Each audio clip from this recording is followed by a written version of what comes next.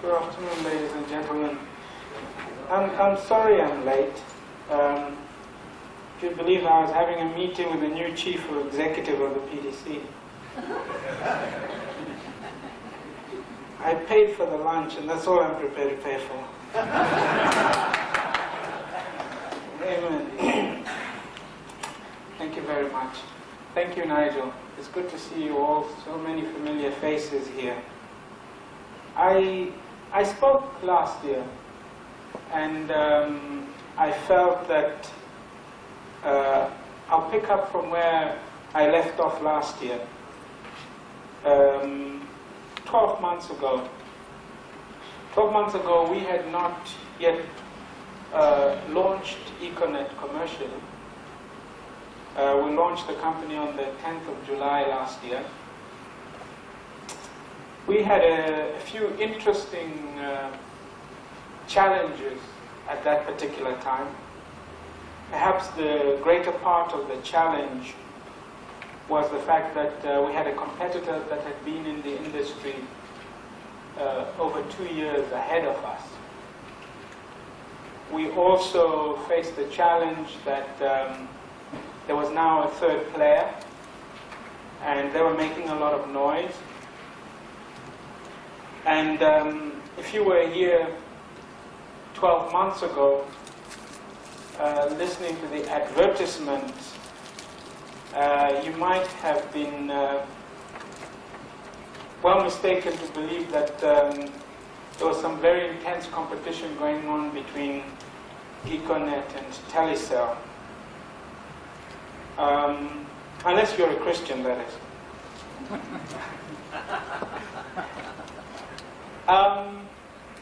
12 months ago, one of our greatest challenges, of course, was money. We had decided, as I told you then, that we were going to try and get a listing on the Zimbabwe Stock Exchange. I just want to review that for you. We decided to list in January 1998. In fact, the court judgment allowing us to finally proceed happened while I was in the United States on a mission for the church with Pastor Tom. We were in Boston visiting Harvard Medical School when the decision was conveyed to us. We then, it was a few days before I finally got home. But by the time I got home, there was a kind of media conspiracy that had been developing, which was that it would be a good idea to bury the hatchet and going to join up with Telecel and form one company. That's what the media was suggesting.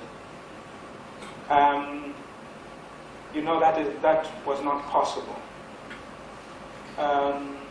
But we had decided then that we wanted to try and go for a listing on the Zimbabwe Stock Exchange, which was an unusual request because the Zimbabwe Stock Exchange, as Nigel will tell you, their rules are that you must have traded for a number of years before you can get a listing.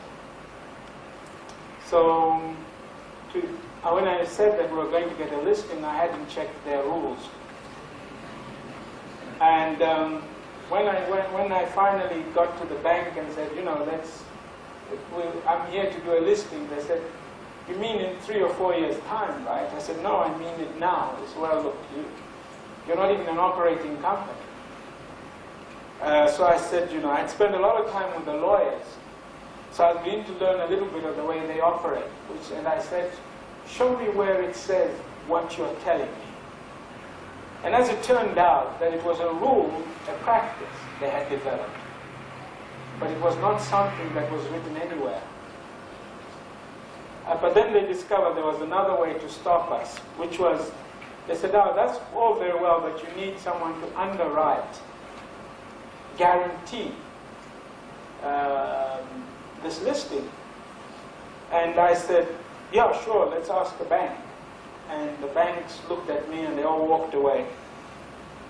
We finally did get somebody to underwrite it. So by the time we met last year, we were making all our preparations for that listing. Let me share with you some of the challenges we faced in the run-up to the listing. It all seemed very straightforward until a few weeks before the actual closing date. There was what they called a global contagion.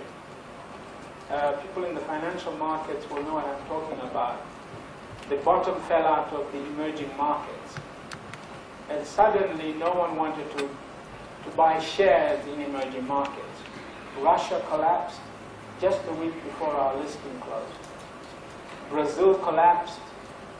And all the foreign investors that we had lined up to support the stock began to tiptoe away. In fact, a few days before they were actually running, they were not even being very elegant about it. The week before the thing was due to close, two incidents occurred. One of the major underwriters withdrew and said because Zimbabwe had gone into the Congo, they were entitled to invoke what they call force majeure. And they withdrew from the underwriting, which meant the rest of the underwriters could now withdraw. That was the first. This was a few days before it closed. Then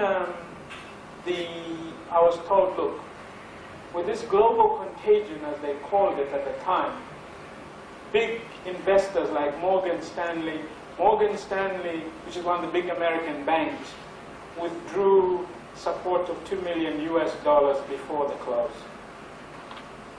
And it looked like everybody was going to run for the door. And then to cap it all, the trade unions set the date on which our public listing was to close as a date of a national strike. And I said, I've been through this before. I know what I'm dealing with now. I know the nature of this particular enemy.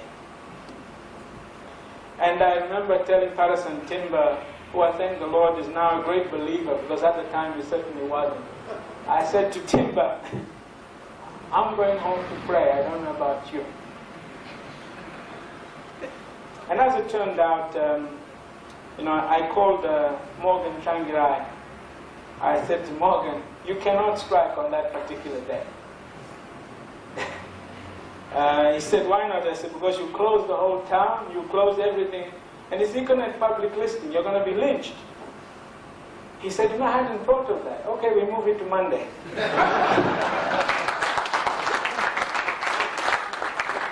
So, I had played my little role in history there. I could not persuade him not to strike though. Anyway, as it turned out, it was a very successful public listing. We were oversubscribed, and we entered the Zimbabwe Stock Exchange as the 72nd member of the exchange. In the beginning of our journey on that stock exchange, and I know a lot of the Christian community really supported us very heavily, and I'm really grateful for those of you who are here who supported that stock issue. But the first couple of weeks we went through a very rough patch. The price started to fall. Went down from $1 to about 85 cents, and I said, I've been here before. I know what we're dealing with.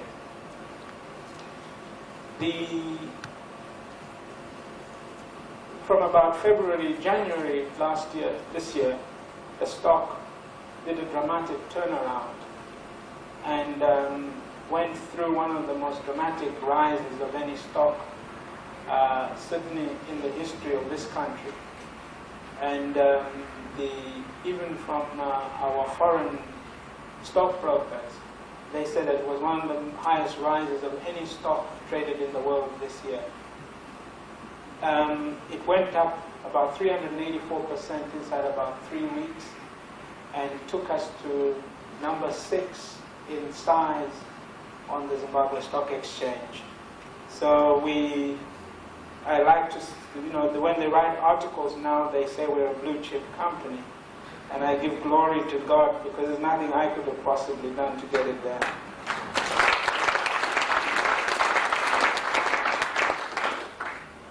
The other challenge, of course, we faced was getting the business off the ground. Starting from ground zero to face competition, and our competitors were worthy opponents, in particular the net one side of the competition.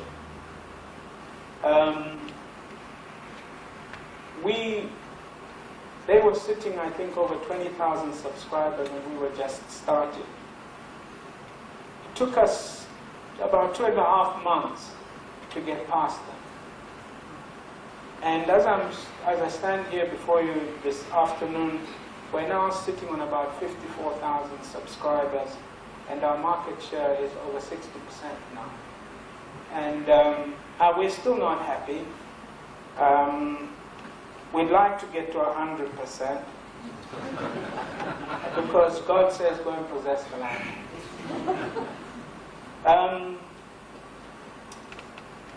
I just gave that in the nature of a review. What I really wanted to discuss with you this afternoon and to share with you are some of the leadership challenges that we have faced during the last 12 months, and what I think we can learn from them and perhaps share them with you. I think, looking back in terms of where we have gone and what we are trying to achieve, the first thing that sets our foundation as a company is the issue of values. The most important thing that I've had to face up to is the importance of creating the value system. Our value system at Econet is based on our faith and our belief in Jesus Christ.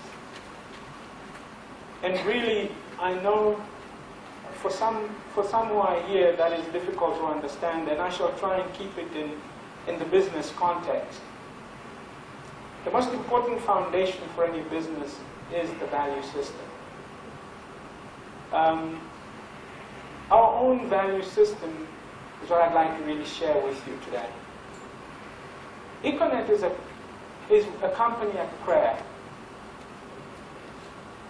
For 4.5 years, we went through some very difficult circumstances. And that has been acknowledged throughout the world as having been some very extraordinary circumstances. And so perhaps you give me the indulgence to say to you that it was really our faith that carried us through, because there was nothing else to hold on to. But in there, I've come to believe that the finest business principles, even those business principles that we see in the world today, whether you be Bill Gates or Michael Dell or anyone else that you may consider a great company, I think the foundation of it is the value system that's at play in the organization. In establishing the vision and direction of the company, we have set up certain practices in our company which I will share with you. We established more than 3 years ago that we're going to be a praying company. And every single morning, for an hour in our company, I open the doors of my office for any member of the company to come and pray with me. And it's the way we operate. During that hour, I'm not the chief executive.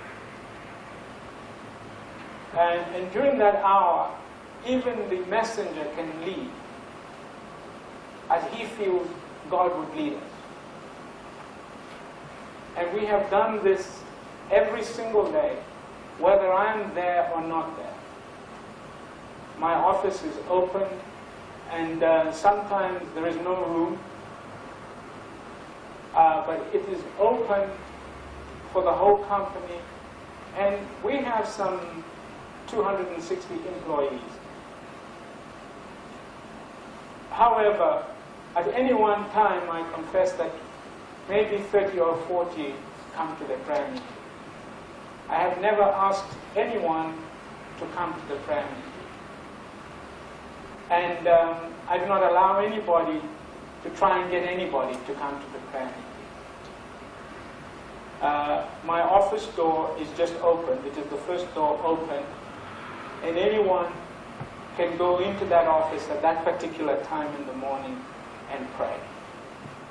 And we believe that our value system has been built there, because that is where we've learned the most important thing, which we believe gave us the competitive advantage that has made it so difficult for our competitors.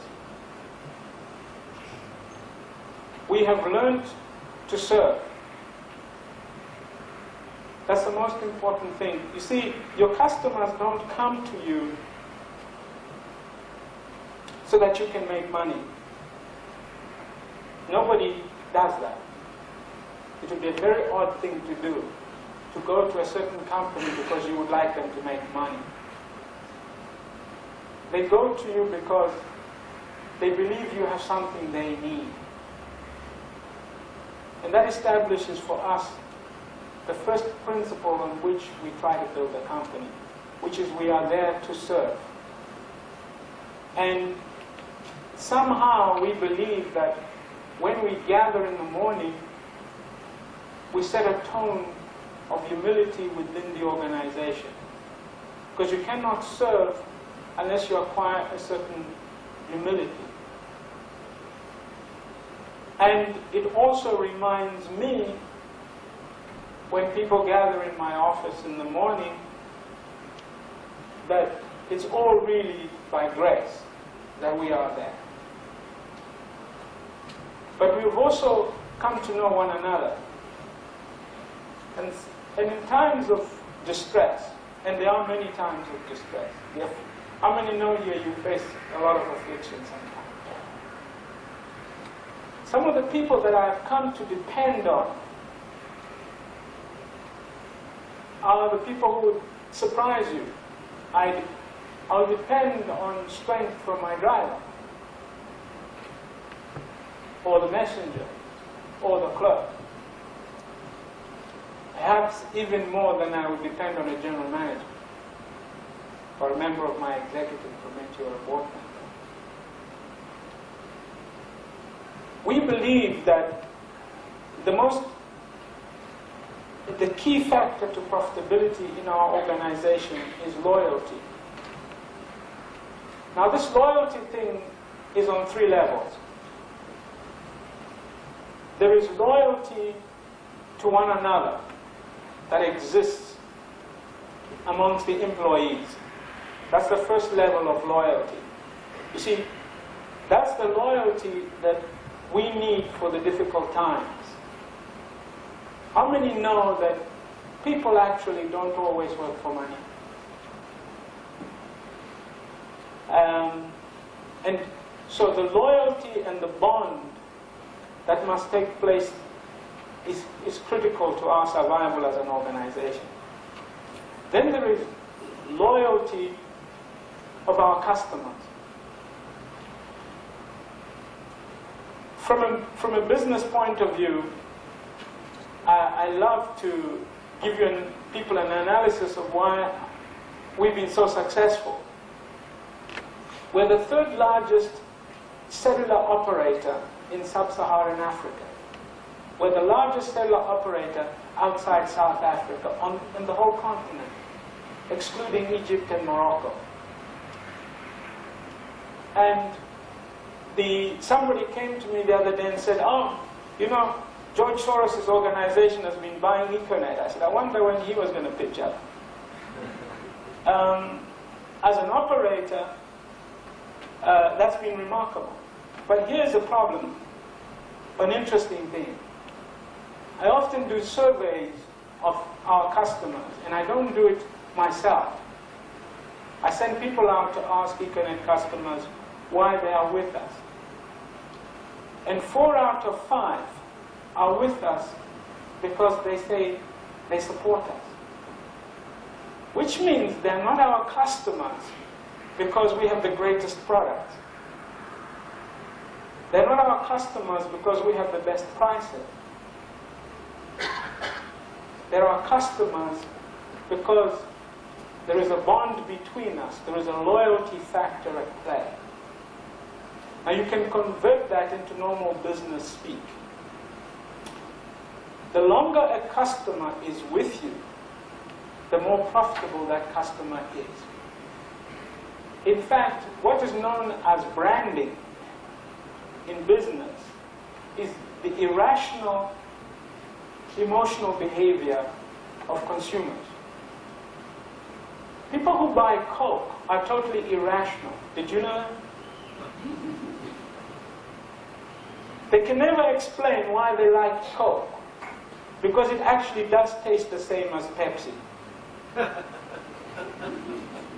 No one has that capability. Nobody's taste senses are that refined as to separate between Coke and Pepsi. Did you know that? But billions of people around the world buy Coke. They do it out of loyalty. There is a brand loyalty. Okay? So, what we have sought to do is to create a brand loyalty. The only way our competitors manage to sell their prepaid thing, which they call easy call, is by saying, this is our buddy.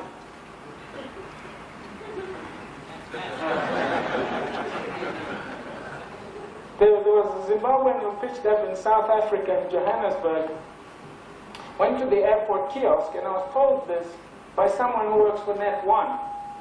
And this guy said he was standing there, the German consultant works there, and he said, this Zimbabwean walked right up to the kiosk and said, do you sell buddy? And the people looked at him and said, what is that? He said, you mean you people don't have buddy in this country?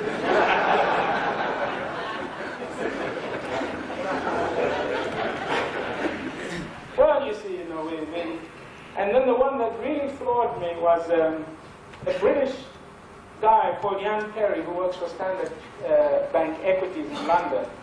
And he was driving around in southern part of England, and he got to a little English town, village called Banbury. And he went into a cell phone. Please turn off your cell phone.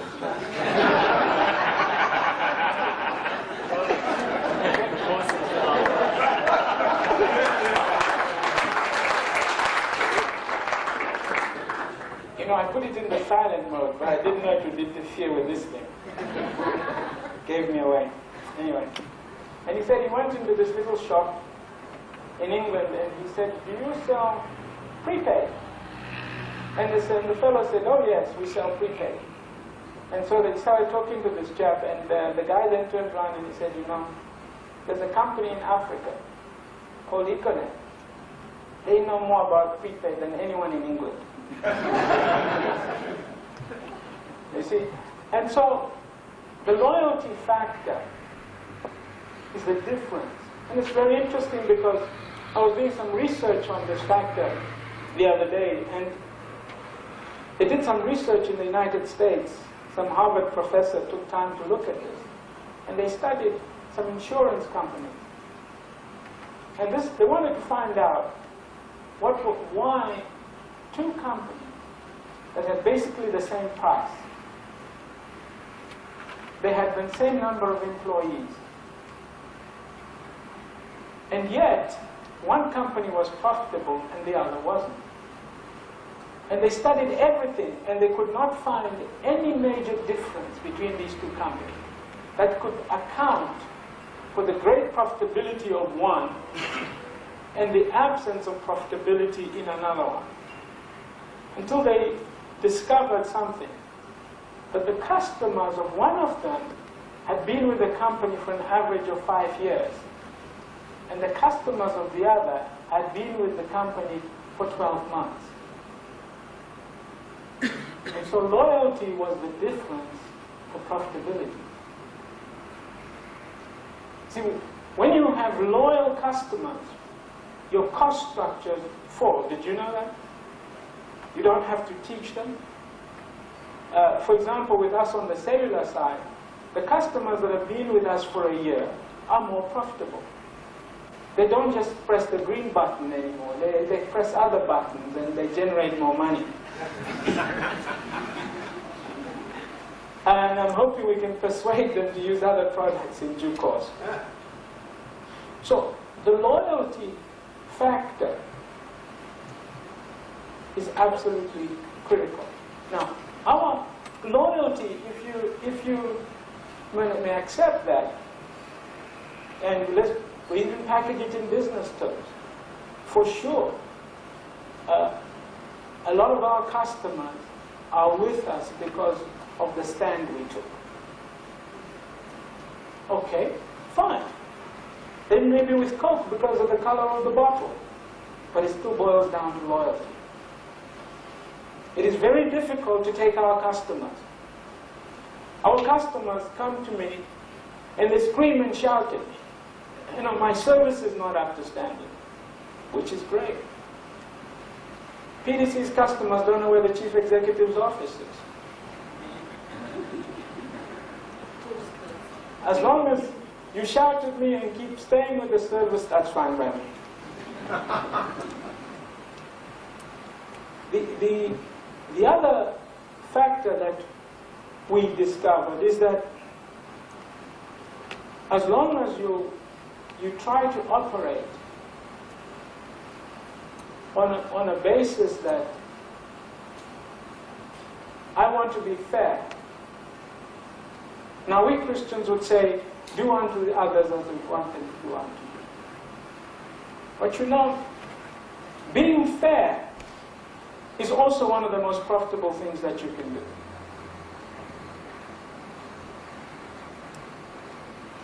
They're only just beginning to discover it. I was reading a book by Mark McCormack, the guy who wrote What They Don't Teach You at Harvard Business School. And he began, and he said, the essence of management today is that do unto others as you have them do unto you. He just released that book, by the way, those of you who like MBA and management gurus and so forth. And I said to myself, this man doesn't know how close he is now to the kingdom of God.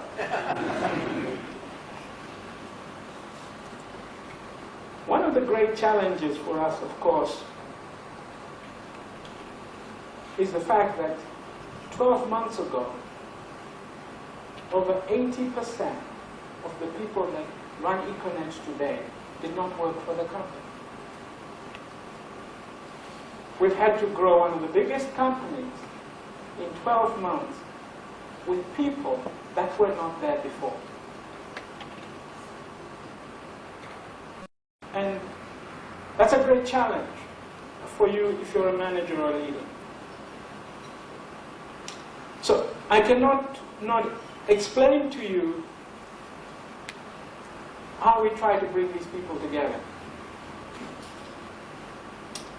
My approach to staff selection, recruitment and deployment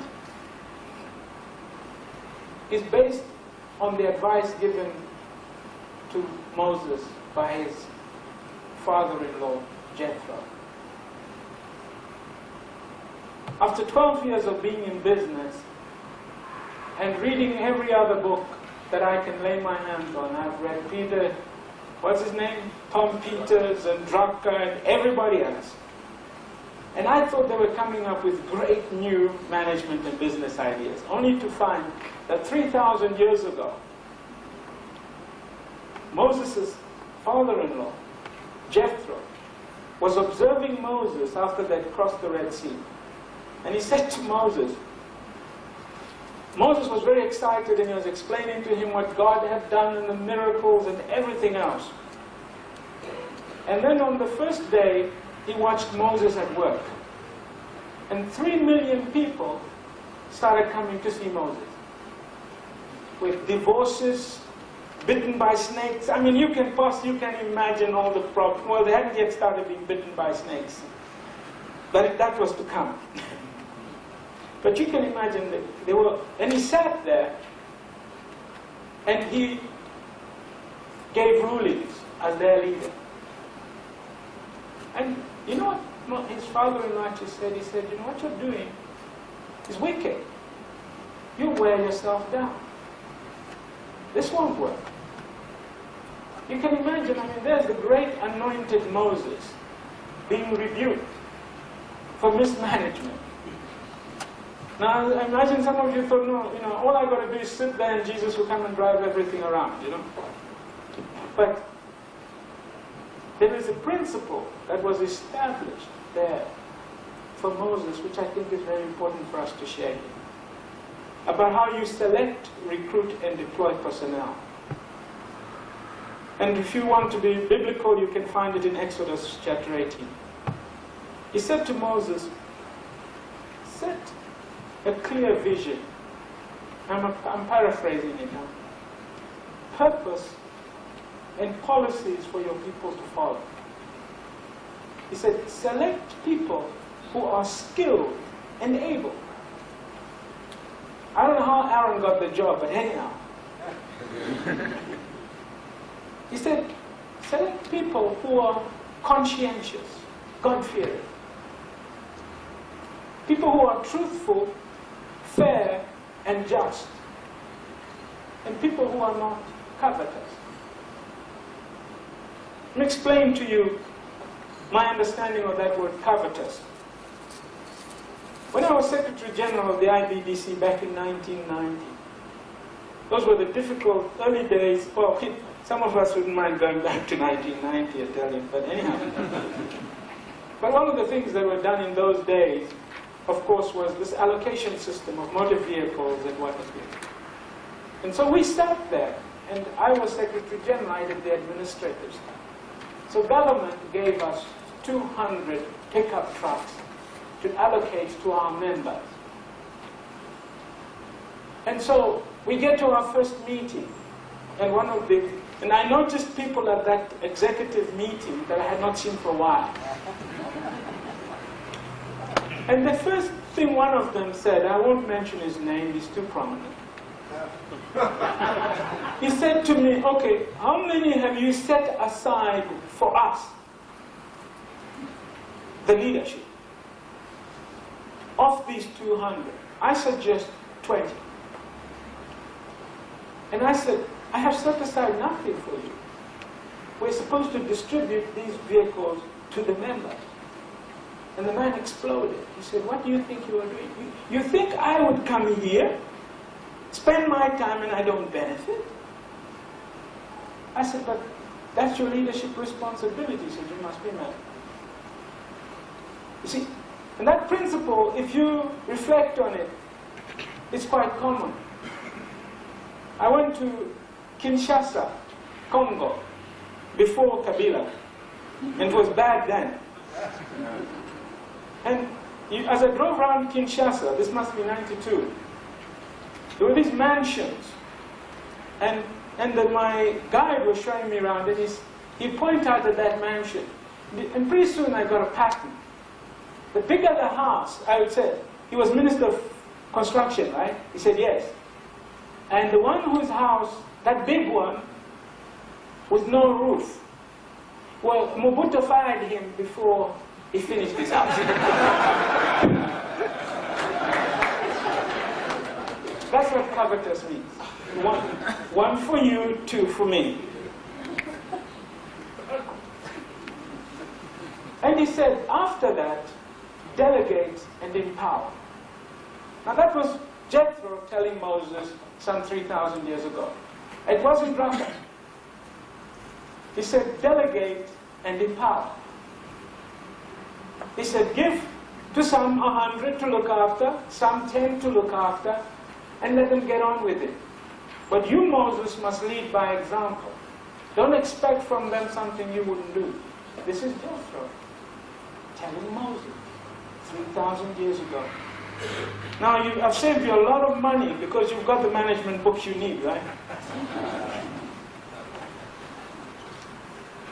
Delegate and empower.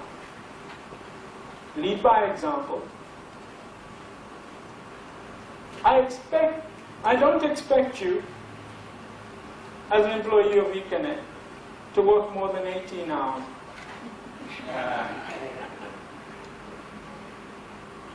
But that's what I clock a day. I don't expect any more than that. I don't expect you to work 18 hours, but I don't expect you to work more than 18. You've got to create a learning organization. You see, the change around us is so dramatic. You know, everybody working for us knows one deadline. 31st of December, 1999. And it's not because of the Y2K problem. We have only exempted our driver because he's over 60. Everyone from that day, if they work for our company and do not know how to use the internet, will be dismissed. That's a fact. Everybody has been given complete access to a computer, and we will pay. But if they do not know how to use the internet in the country's leading technology company, you cannot work for us. It's impossible.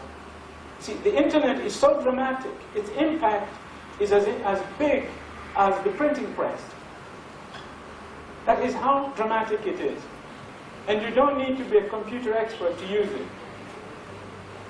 But it's so dramatic that we cannot afford to, in a country where today, even the domestic employees in this country now have 5 O-levels. You know that? So I have a right to demand that level of excellence. It's the minimum I can demand. And we demand excellence. And you have to be under pressure. Pastor Tom once preached that. There is pressure in the kingdom. Certainly there has to be pressure. There isn't enough pressure in this country given the problems that we've got. It just amazes me.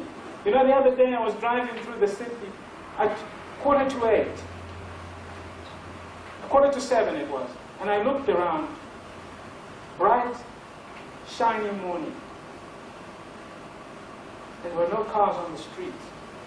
7:45. And then when I got to the office, I said, what happened? He said, oh, the schools have closed, so people don't come to work so early anymore. And I almost wept. I said, imagine a visitor who's heard and been reading about the problems we have. Were to arrive here, could you persuade them that the greater adults in this country, the people who are driving the economy, have decided now that because the kids are no longer going to school, they can go to work at 8 and 9 o'clock? Can we afford it? In physics, we learned that there is a relationship between time and pressure. If you're feeling pressure, you just need to examine how you're using the time that's available to you. So delegate and empower, and drive purely off the back of principles. You see, I'm going to make a confession to you this afternoon before I close. I used to be the guru of indigenization. I'm no longer that, and I confess that. But I am a guru of empowerment, since I learned that remember the Lord your God, for it is Him who gives you the power to create wealth. Now I understand empowerment. I I don't talk indigenization. I'll tell you why. I've discovered it creates me a problem. It creates me a problem because the kind of business we're in demands that we find the brightest, sharpest young Zimbabweans that they are. In fact, Zimbabwe can't even provide the skills that we need.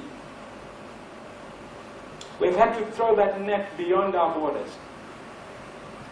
We recruit extensively in South Africa, we're recruiting in countries like Kenya, Zambia. We need all the engineers and technocrats that we can. I cannot afford, even for one moment, to have any of those young, white, black or Asian Zimbabweans believe that I would judge them on any other basis than their capability. And we've never had a problem recruiting and motivating right across the color bar in this nation.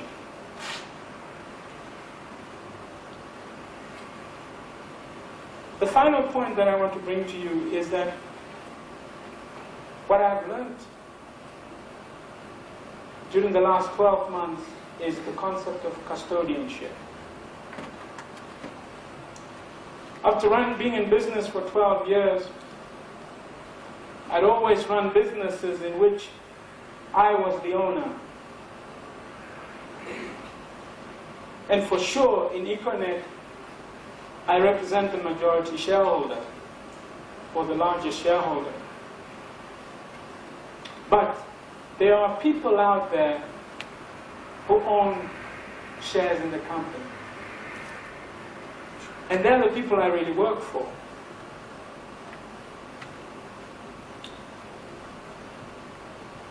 And running a business on the basis of custodianship is what the whole free enterprise structure that builds the economies of the United States, Britain, is all about.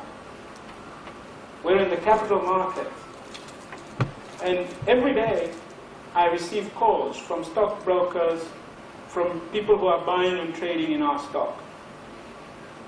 And they want to know what I'm doing. That's a shock for me. I meet people who say, you know, I've got shares in your company. And then after pushing them, I find out it's $500. And I can't tell them, hey, if you don't like it, go sell. Here's $500, I can't. They own the company. The transformation to custodianship was made easy for me. Because I found a little scripture which said that the ox shall not be muzzled when it is treading the corn.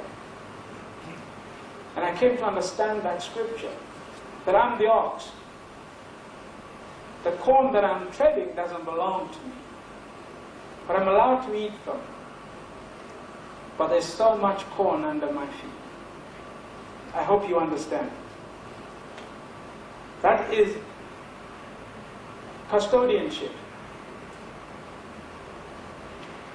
If we can run our businesses with an understanding that they do not belong to us, I go much further and say, yes, in the natural domain it is easy because I think of my thousands of shareholders. But it's an easier principle because when all is said and done, I believe that it is God who gives us the power to create wealth. And because of that, He owns the business. And I just have to learn custodianship. Now what does custodianship mean? Firstly, you must remember it isn't yours. And yet at the same time, you have to be able to protect it like a son, and not as a servant. And quite often, we don't receive what we think we should receive because we cannot protect that which we have been given. I've got in the moment that I've got to close. The other day I was asked to serve on the Commission of Inquiry into the Constitution. And I went to the minister and I said,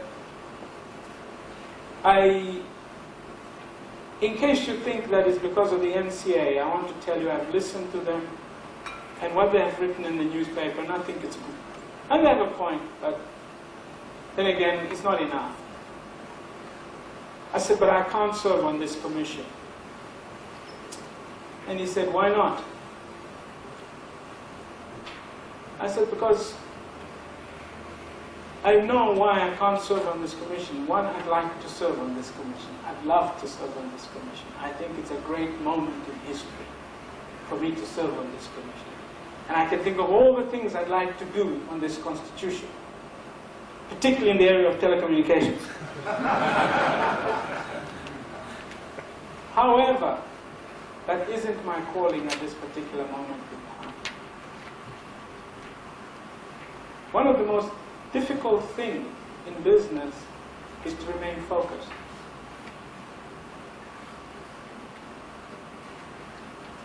And being focused means that there's so many things that I have to walk away from. And remember, I have to keep remembering what business I'm in. I get letters from people saying, we would like you to serve on our board. And it's a great privilege to have people ask me to serve on their board.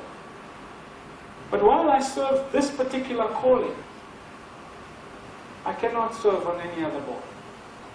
I only serve in exceptional, very exceptional circumstances. I get many invitations to speak in situations such as this. And this falls in my exceptional circumstances, because it reinforces my value system, and it shares with, and it keeps me in things that I know about. But I do not take speaking engagements, because to prepare a speech takes me a day or two, which I cannot afford, except in very exceptional circumstances. I get invitations to travel, to go and do things, but that isn't my calling. Many businesses are destroyed because people don't focus. What business are you in? What business are you in? What business are you in?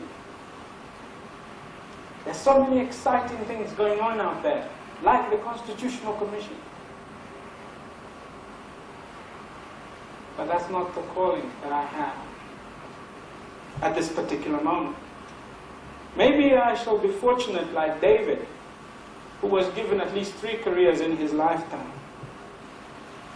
And when you see me resigning as Chief Executive Officer of Econet, if they haven't fired me, the owners that is, then you know I'm starting a new career, a new calling. People will come to you, and so many people do come, and say you should be doing this, like politics and whatever. And I'm really privileged, and I enjoy to hear people say that. But that isn't my calling at this particular moment. Because God, to whom I believe I'm called, to do what I do as a businessman, would not have me start something, leave it in the middle and go and start something else. I would really like to thank you this afternoon. It's a privilege for me that you took the time to listen. Of course, I will answer any questions. All I can say to you is that I know if you're not a Christian, it may be difficult for you to understand when someone tries to wrap things up in such what may appear to you a highly spiritual context.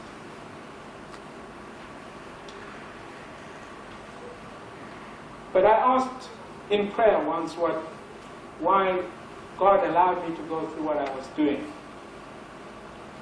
And I believe this is how he answered me. That I want you to go and testify when this is all, when all is said and done. In fact, I had a vision that one day I will stand in the nation of Nigeria. I don't know why it was Nigeria. And I'm still waiting. Maybe now that Obasanjo, a Christian leader, is running that place, I might get an invitation there. And those are the exceptional circumstances with which I will go to give a speech. But that I will testify that our God is a practical God. He is very interested in business. And he's actively interested. He's not so busy. He cannot be God that he would be too busy. You know, the Sunday Mail wrote and said, Masiyiwa's God was too busy with things of divinity. Yeah, the God who's into divinity can be busy, but not my God. My God is so big, he has the capacity to take an interest in the little things that I do. And one of them is the business that I do. And I believe that I have to testify and say, God can. 12 months ago, we owed 28 million. We owed nothing. We're trying to raise money. We're valued at $3 billion. We're number 6. When I meet you next year, we'll be number 1. Thank you very much.